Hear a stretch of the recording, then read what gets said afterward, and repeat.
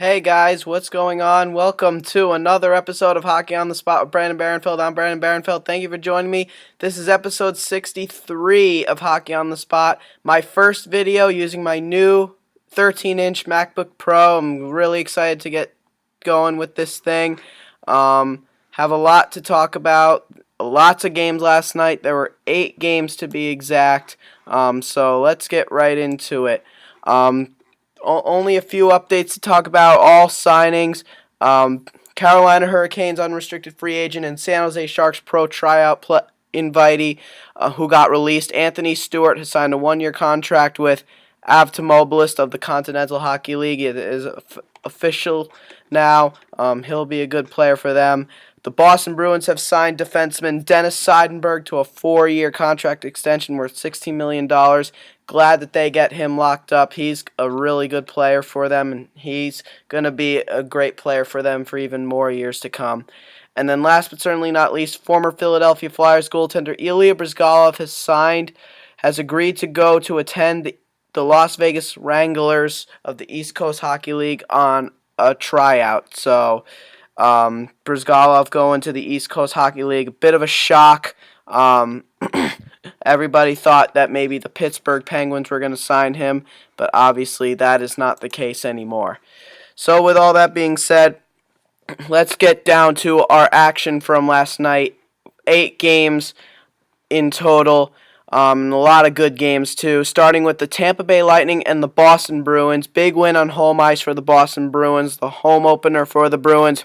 And it all starts with a short-handed penalty shot goal by Chris Kelly. Unassisted, of course, because it was a penalty shot. The first penalty shot goal of the season for any team. And it will also count as a short-handed goal. Milan Lucic would then score, assisted by David Krejci. And then in the third period, Patrice Bergeron would score an unassisted goal, a short-handed goal, technically the second short-handed goal of the game for the Boston Bruins. So 1 on a penalty shot and 1 normal short-handed goal. Tuukka Rask would get the starting goal. Chad Johnson has beaten out Nicholas Svedberg for the backup job, just so everyone knows. But Tuukka Rask was brilliant, making 32 saves on 33 shots, a .970 save percentage. Meanwhile, for the Tampa Bay Lightning, Valtteri Filppula, their free agent signing coming over from the Detroit Red Wings, scores his first goal as a member of the Tampa Bay Lightning. That he scores the only goal for the Lightning, assisted by Eric Brewer and Alex Killorn. Anders Lindback got the start for opening night over Ben Bishop. He made 22 saves on 25 shots, an .880 save percentage. The real star of the game was Tuukka Rask, but Ben Bishop should be getting the start, hopefully, in the next game as the Lightning try to figure out their goaltending situation. But again, congratulations to the Boston Bruins. Next we have the New Jersey Devils and the Pittsburgh Penguins. The home opener in Pittsburgh, first game for both teams. And for Jaromir Jagr, he begins his first and what will probably be his only season with the New Jersey Devils in the place he began his career. Where with the Pittsburgh Penguins. Big win for the Pittsburgh Penguins on home ice. Final score of 3-0. So the shutout, the first shutout of the season for any team. Great, and Marc-Andre Fleury did get the starting goal for the Penguins. Corey Schneider for the Devils, and we'll get more into that in a sec. Pittsburgh goals scored by Chuck Kobasu, assisted by Brandon Sutter and Bo Bennett. Kobasu was recently signed to a new 1-year deal by the Pittsburgh Penguins after an excellent camp, and he scores a goal.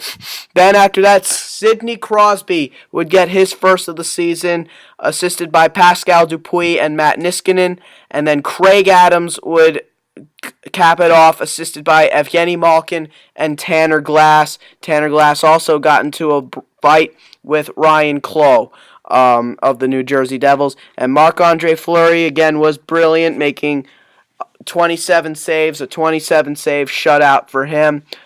So congrats to him. Again, nobody scored for the Devils. Corey Schneider got the start over Marty Brodeur, the first Devil goalie First time Marty Brodeur did not play a season opener since 1993-94, his rookie season.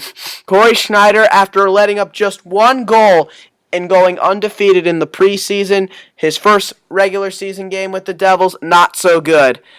Only 18 saves on 21 shots, an .857 save percentage. That'll be a game he'll definitely want to have back for sure. So hopefully he can get himself straightened out. But again, congratulations to the Pittsburgh Penguins on a huge win.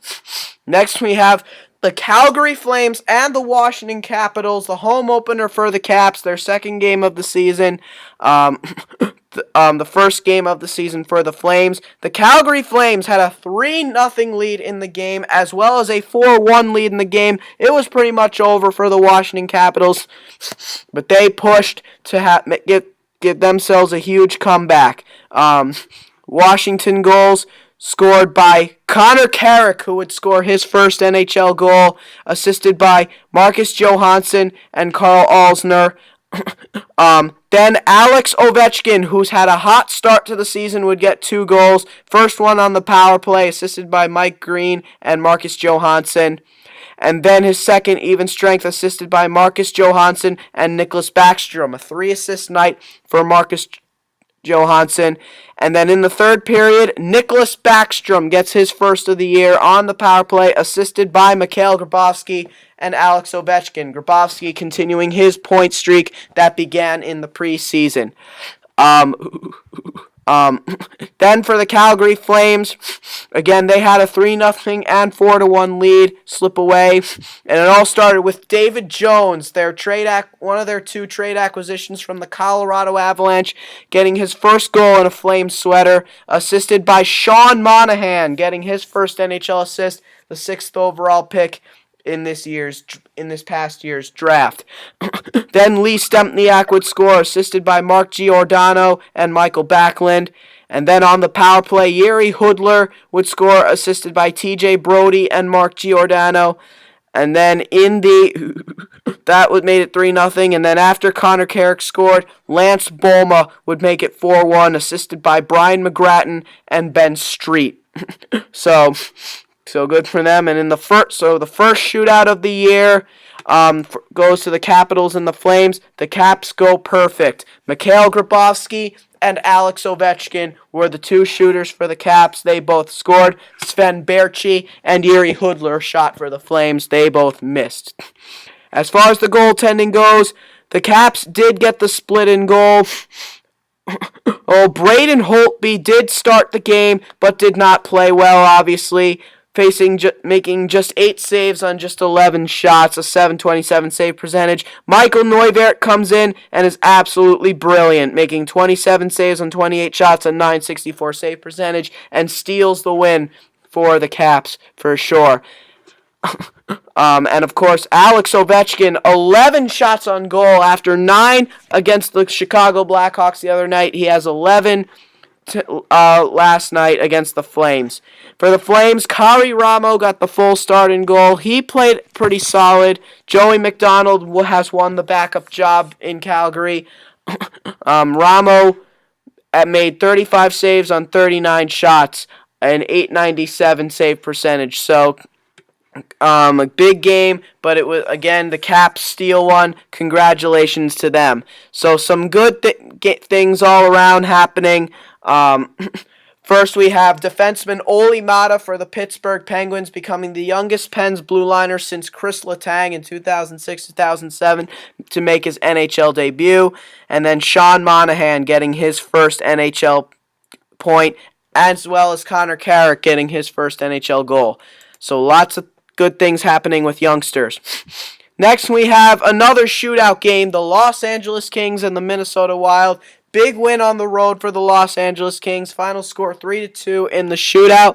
LA goals scored by Drew Doughty on the power play, assisted by Slava Voinov and Andrei Kopitar. And then in the third, when it was 2-1, Jeff Carter ties the game, assisted by Matt Fratton and Robin Regehr. Fratton getting his first point in an LA Kings sweater.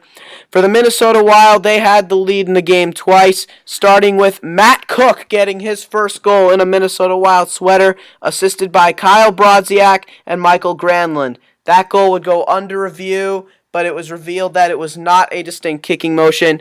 And then Jonas Brodin would score a power play goal, assisted by Nino Niederreiter. He gets his first assist in a Minnesota Wild sweater. Huge disappointment with the New York Islanders. Comes over to the Wild looking for a fresh start. The 5th overall pick from 2010, the highest drafted Swiss in NHL history. Once again in the shootout, the LA Kings going perfect. The Anze Kopitar and Jeff Carter were their shooters. They both scored. Zach Parise and Mikko Koivu were the shooters for the Wild. They both missed, unfortunately. The goaltending was absolutely brilliant. Jonathan Quick was the more brilliant goaltender, making 27 saves on 29 shots. As for Nicholas Backstrom, he made 16 saves on 18 shots. Ben Scrivens, by the way, wins the backup job in LA with Matthew Guerin being released of his pro tryout before the season began. So again, congrats to the Los Angeles Kings. Next, we have the Nashville Predators and the St. Louis Blues in St. Louis. Big win for the St. Louis Blues, a team that has high expectations to win the Cup this year. St. Louis started off with a 3-0 lead on goals by David Backes on the power play, assisted by Alex Pietrangelo and Patrick Berglund. Then Vladimir Sobotka would score, assisted by Jay Bouwmeester and Alex Pietrangelo. Then TJ Oshie would score, assisted by Alexander Steen and David Backes. Then after the Preds push for a comeback, Alexander Steen would put the game out of reach with a power play goal, assisted by Derek Roy, his first point in a St. Louis Blues uniform, and Kevin Shattenkirk. Yaroslav Halak got the full start in goal. He made 28 saves on 30 shots, a .933 save percentage. So he had a big game. Next, for the Nashville Predators, again, they did push for a comeback. Mike Fisher would start the scoring for them, assisted by Nick Spaulding and Eric Nystrom. And then David Legwand would get the game in reach, assisted by the new alternate captain in Nashville, Patrick Hornquist.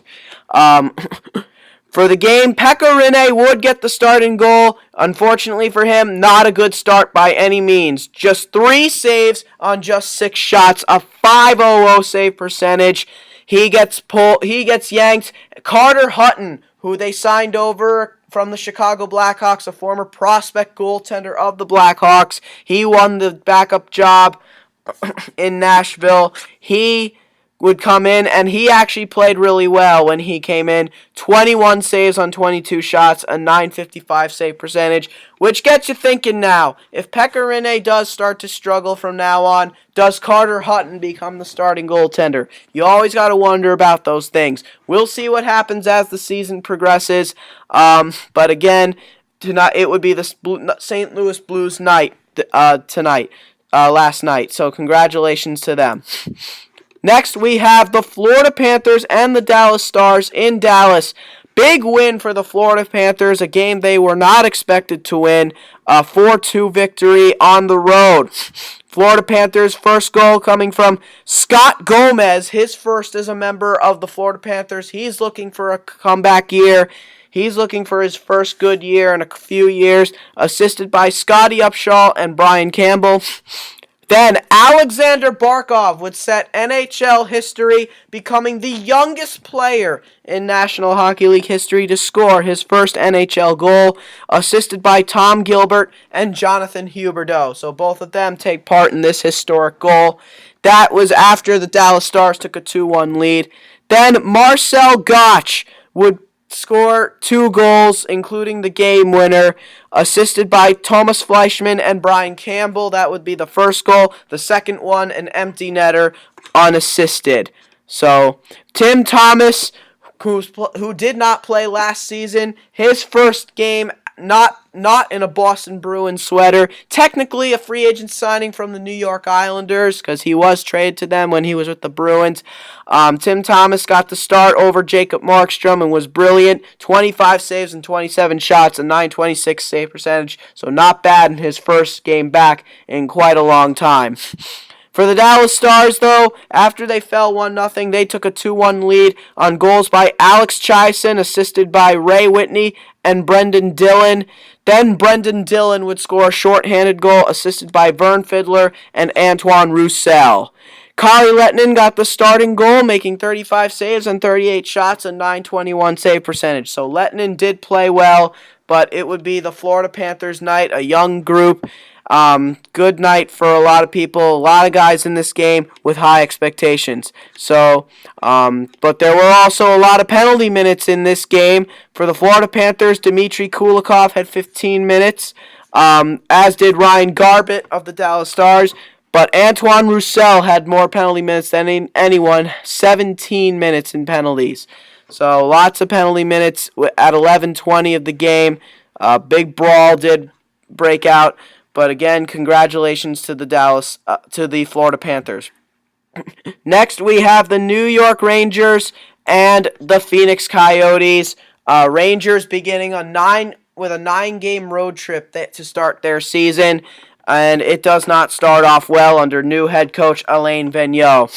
Phoenix Coyotes coming out on top with a final score of 4-1. Phoenix goals scored by Kyle Chipchura, assisted by Rob Klinkhammer and Oliver Ekman-Larsson. And then after that, it was all Radim Vrbata.